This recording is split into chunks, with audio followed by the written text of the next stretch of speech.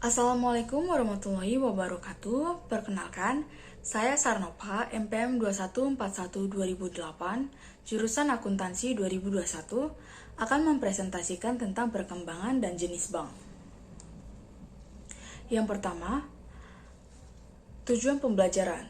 Topik yang pertama adalah mengetahui sejarah bank, yang kedua memahami fungsi bank, dan yang ketiga memahami jenis bank. Yang pertama, sejarah perbankan. Sejarah mencatat asal mula dikenalkannya kegiatan perbankan pada zaman kerajaan Tempo dulu di daratan Eropa. Kemudian usaha perbankan berkembang di Asia Barat melalui para pedagang. Yang ketiga, perkembangan perbankan di Asia, Afrika, dan Amerika dibawa oleh bangsa Eropa pada saat melakukan penjajahan di Asia, Afrika, maupun benua Amerika. Kata bank sendiri berasal dari bahasa Itali, yaitu banca atau uang. Bila mana ditelusuri, sejarah dikenalkannya perbankan dimulai jasa penukaran uang, sehingga arti bank dikenal sebagai meja tempat penukaran uang.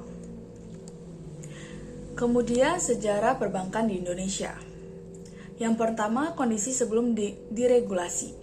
Fungsi utama perbankan pada masa setelah kemerdekaan sampai dengan sebelum adanya deregulasi tidak banyak mengalami perubahan, yaitu yang pertama, memobilisasikan dana dari investor untuk biaya kebutuhan dana investasi dan modal kerja perusahaan-perusahaan besar milik pemerintah dan swasta. Yang kedua, memberikan jasa-jasa keuangan pada perusahaan-perusahaan besar. Yang ketiga, mengadministrasikan anggaran pemerintah untuk membiayai kegiatan pemerintah. Yang keempat, menyalurkan dana anggaran untuk membiayai program dan proyek pada sektor-sektor yang ingin dikembangkan oleh pemerintah. Fakta sebelum aturan perbankan dibuat. Yang pertama, tidak adanya peraturan perundangan yang mengatur secara jelas tentang perbankan di Indonesia. Yang kedua, kredit likuiditas Bank Indonesia atau KLBI. Pada bank-bank tertentu, bank banyak menanggung program pemerintah. Yang ketiga, instrumen pasar uang yang terbatas. Yang keempat, jumlah bank swasta yang relatif sedikit, sulitnya pendirian bank baru, persaingan antara bank yang tidak ketat, posisi tawar-menawar atau bargaining position, bank relatif lebih kuat daripada nasabah, yang kemudian prosedur berhubungan dengan bank yang rumit, yang kemudian bank bukan merupakan alternatif utama bagi masyarakat luas untuk menyimpan dan meminjam dana, yang terakhir mobilisasi dana lewat perbankan yang sangat rendah. Kemudian yang kedua, kondisi sesudah diregulasi. Kebijakan deregulasi yang telah dilakukan yang pertama adalah Paket AS, Paket 1 Juni 1983 yang berisi tentang yang pertama penghapusan pagu kredit dan pembatasan aktivitas lain sebagai instrumen pengendali jumlah uang yang beredar atau JUB. Yang kedua, pengurangan KLBI kecuali untuk sektor-sektor tertentu. Yang ketiga, pemberian kebebasan bank umum untuk menetapkan suku bunga simpanan dan pinjaman kecuali untuk sektor-sektor tertentu. Kemudian yang kedua, Bank Indonesia sejak 1984 mengeluarkan SBL. Kemudian yang ketiga, Bank Indonesia sejak 1985 mengeluarkan ketentuan perdagangan SPBU dan fasilitas diskonto oleh Bank Indonesia. Yang keempat, Paket 27 Oktober 1998 yang berisi tentang pengerahan dana masyarakat, efisiensi lembaga keuangan, pengendalian kebijakan moneter, dan pengembangan pasar modal. Yang kelima, Paket 20 Desember 1988 yang berisi tentang peraturan penyelenggaraan bursa efek oleh swasta, alternatif sumber pembiayaan berupa sewa guna usaha, anjak piutang, modal ventura, perdagangan surat berharga, kartu kredit, anjak piutang, dan pembiayaan konsumen. Bank dan lembaga keuangan bukan bank dapat melakukan kegiatan perdagangan surat berharga, kartu kredit, anjak piutang, dan pembiayaan konsumen. Kesempatan pendirian perusahaan asuransi kerugian, asuransi jiwa, reasuransi, broker asuransi, adjuster asuransi, dan aktuaria.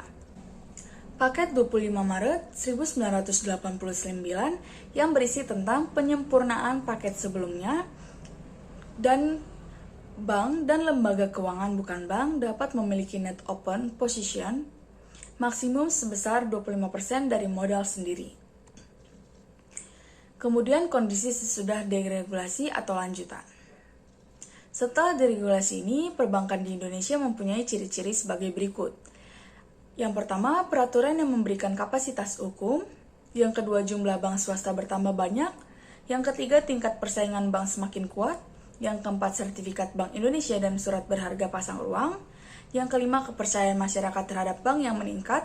Yang keenam, mobilisasi dana melalui sektor perbankan yang semakin besar. Yang ketiga, kondisi saat krisis ekonomi akhir tahun 1990-an. Yang pertama, tingkat kepercayaan masyarakat dalam dan luar negeri terhadap perbankan di Indonesia mulai menurun drastis. Yang kedua, sebagian besar bank dalam keadaan tidak sehat. Yang ketiga, adanya spread negatif. Yang keempat, munculnya penggunaan peraturan perundangan yang baru. Yang kelima, jumlah bank menurun. Yang keempat, kondisi terakhir. 3 hal penting yang menandai kondisi terakhir sektor perbankan di Indonesia. Ketiga hal tersebut adalah yang pertama, selesainya penyusutan arsitektur perbankan Indonesia atau API.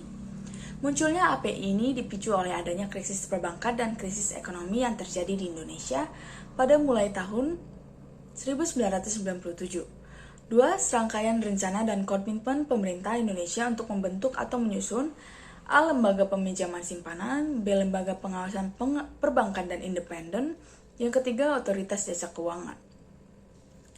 Kemudian kinerja perbankan yang lebih menunjukkan kondisi masa peralihan atau awal masa pemulihan dari krisis ekonomi ke arah kondisi perbankan yang lebih sesuai dengan praktik-praktik perbankan yang lebih baik. Praktik perbankan yang lebih baik ini antara lain mengarah kepada manajemen pengelolaan risiko yang lebih baik, struktur perbankan nasional yang lebih baik, penerapan prinsip kehati-hatian yang konsisten. Kemudian yang keempat, penyaluran dana masyarakat ke arah yang lebih baik, ke arah yang lebih mencerminkan bank sebagai perantara keuangan dengan tetap berlandaskan prinsip kehati-hatian.